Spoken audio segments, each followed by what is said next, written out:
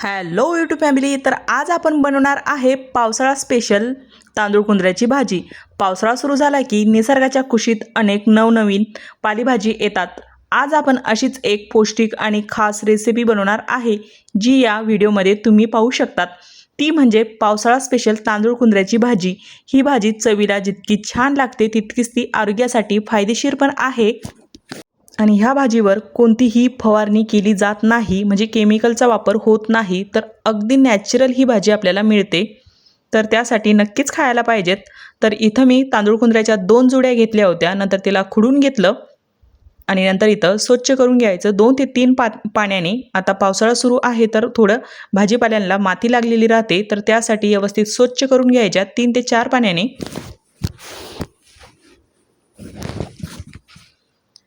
म्हणजे खाताना मातीची टेस्ट आपल्या भाजीत यायला नको, तर त्यासाठी व्यवस्थित इथं स्वच्छ करून घ्यायच्या.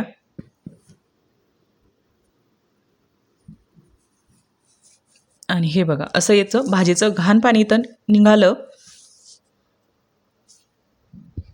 नंतर तांदूळ कुंदऱ्याच्या भाजीसाठी लागणारं साहित्य बघूया. तर त्यासाठी घ्यायचं एक कांदा घ्यायचा, मोठा कांदा घ्यायचा. कांद्याने खूप छान ही भाजी लागते. तर त्याला बारीक चिरून घेतला. 4 ते 5 हिरव्या मिरच्या घेतल्या, त्या पण व्यवस्थित चिरून घ्यायच्या. नंतर लसणाच्या पाकळ्या, जिरं आणि शेंगदाणे घेतले होते मी. शक्यतो शेंगदाण्याचं कूट घालत नाही, पण एकदा तुम्ही शेंगदाण्याचं कूट घालून बघा. मी पहिल्यांदाच केली होती, तर खरंच खूप भारी लागलं. तर त्यासाठी अगोदर शेंगदाणे भाजून घ्यायचे. म्हणजे भाजलेल्या शेंगदाण्याचं आपल्याला याच्यामध्ये कूट घालायचं आहे तांदूळ कुंदऱ्याच्या भाजीमध्ये. आणि त्याच कढईमध्ये तेल घालायचं. अगोदर आपण इथं मिरच्या फ्राय करून घ्यायच्या. अगोदर कांदा घातला की मिरची व्यवस्थित फ्राय होत नाही, तर त्यासाठी अगोदर मिरची फ्राय करून घ्यायची.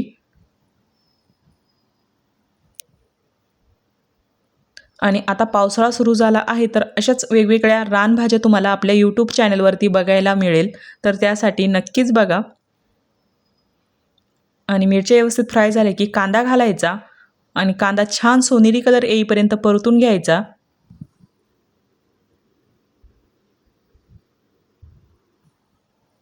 सोनेरी कलर येईपर्यंत परतून घ्यायचा.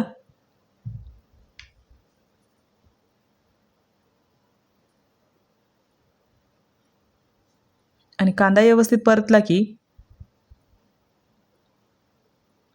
लसूण घालायचा. आणि लसूण याच्यामध्ये ठेचून वगैरे टाकायचा नाही, असा खुडून टाकायचा. नंतर जिरं घालायचं 1 चमचा. छान आता हे व्यवस्थित फ्राय करून घ्यायचं.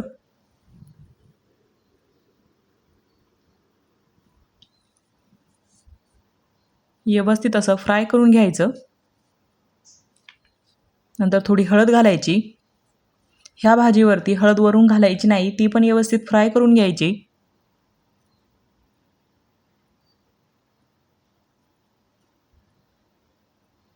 आणि नंतर घालायचे हे सर्व फ्राय झाले की धुतलेली भाजी घालायची. छान अशी धुवून घेतली होती मी. आणि नंतर घालायची भाजी.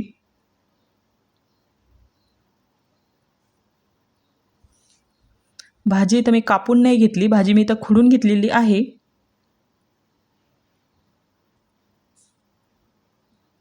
आणि बघा, सर्व भाजी इथं मी कढाईत घातली.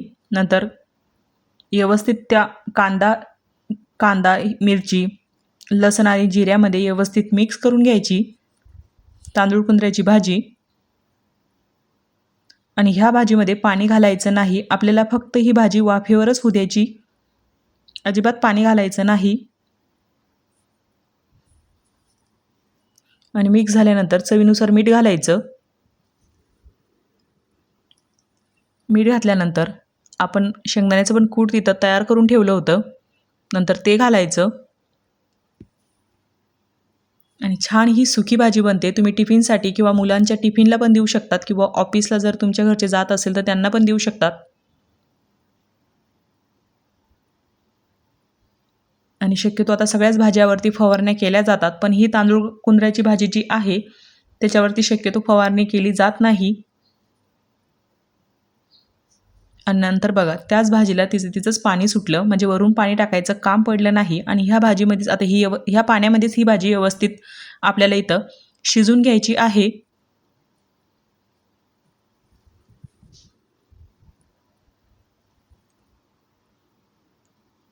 एक्स्ट्रा पाणी घालायची गरज पडत नाही.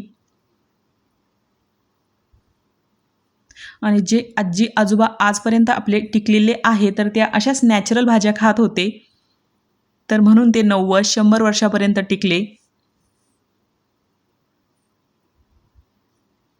आणि बघा अशी आपली इथं ही भाजी तयार झाली. म्हणजे पूर्ण पाणी आटून गेलं की ते तेल सोडायला लागते भाजी मग. आणि तेल सुटेपर्यंत ह्या भाजीला आपल्याला परतून घ्यायचं.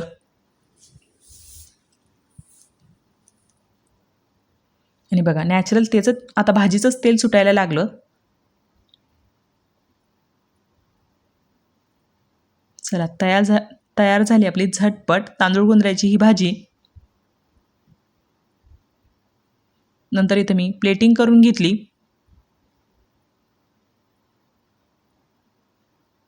आणि तुम्हाला तांदूळ गुंजराची भाजी आवडते का ते पण मला कमेंटमध्ये नक्कीच सांगा. आणि तुमच्याकडे बनवण्याची पद्धत कशी आहे ते पण कमेंटमध्ये नक्कीच सांगा. मी शेंगदाण्याचं कूट पहिल्यांदाच घातलं, पण खरंच खूप भारी लागलं ते. आणि अशी तयार झाला आपला रानमेवा म्हणजेच तांदूळ गुंजराची भाजी. आणि तुम्ही याला ज्वारी किंवा बाजऱ्याची किंवा कळण्याच्या भाकरीसोबत खा, खरंच खूप भारी लागते पोळीच्या ऐवजी. आणि इथं मी याला कळण्याच्या भाकरीसोबत खाल्लं होतं.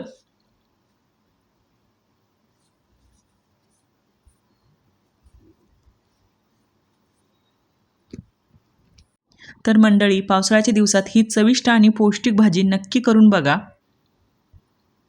उन्हाळ्यापेक्षा ही पावसाळ्यात खरंच खूप भारी लागते. आणि पावसाळ्यातल्या भाज्या शक्यतो हिरव्या मिरच्यामध्ये जर बनवल्या ना तर खरंच खूप भारी लागतात. आणि उन्हाळ्यातल्या भाज्या जर लाल मिरचीमध्ये बनवल्या तर त्या एकदमच भारी लागतात. आणि नंतर इकडं मी कळण्याची भाकर पण करून घेतली होती.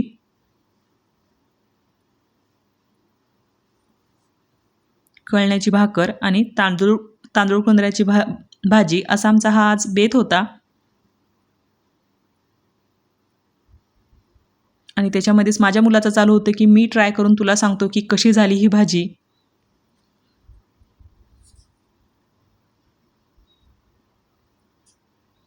आणि मुलांनी तर ट्राय केली.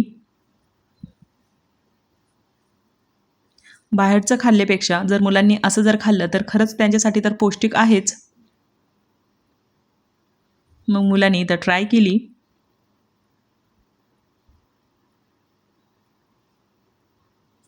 आणि तुम्हालाही तांदूळ गुंजराची भाजी कशी वाटली कमेंटमध्ये मला नक्कीच सांगा. चला मग थँक्यू.